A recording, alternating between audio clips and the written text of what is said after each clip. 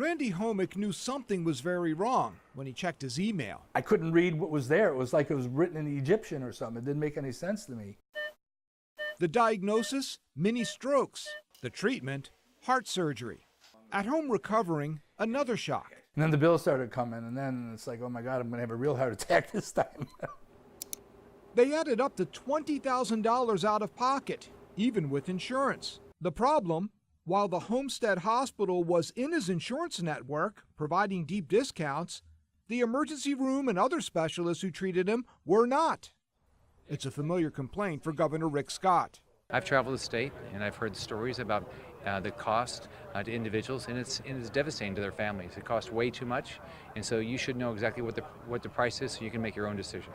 But an emergency is, well, an emergency. And the last thing on your mind if you're brought to an emergency room is likely whether or not it's in your insurance network. So the legislature's considering a bill this week that would prevent you from being billed more if the ER you're brought to is out of network. Another bill would require online posting of prices for routine procedures. I don't think they go far enough. Governor Scott says he thinks hospital executives who are caught gouging patients should face some sort of penalty. We need to have those penalties in there to force people to do the right thing.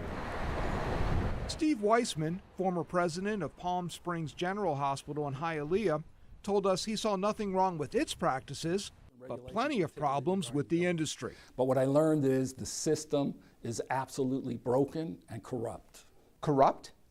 Corrupt because healthcare is the industry with the most lobbyists, the most influence, and the true story is not being told by anyone. The fallout from crushing medical bills is all around. The leading cause of bankruptcy is medical bills, and the majority of people who file for bankruptcy have insurance. There's just no question. The current system is unsustainable. The answer is require the healthcare industry to set real prices, just like every other business in the United States. It shouldn't be any different than gas stations that are required to post prices. But if the legislature moves on transparency, patients like Homick may at least be better prepared for the bills, instead of having to fight them. I told them outright that I'm going to pay a lawyer before I'm going to pay you, that because this is ridiculous and I'm not going to tolerate it. And eventually they backed down.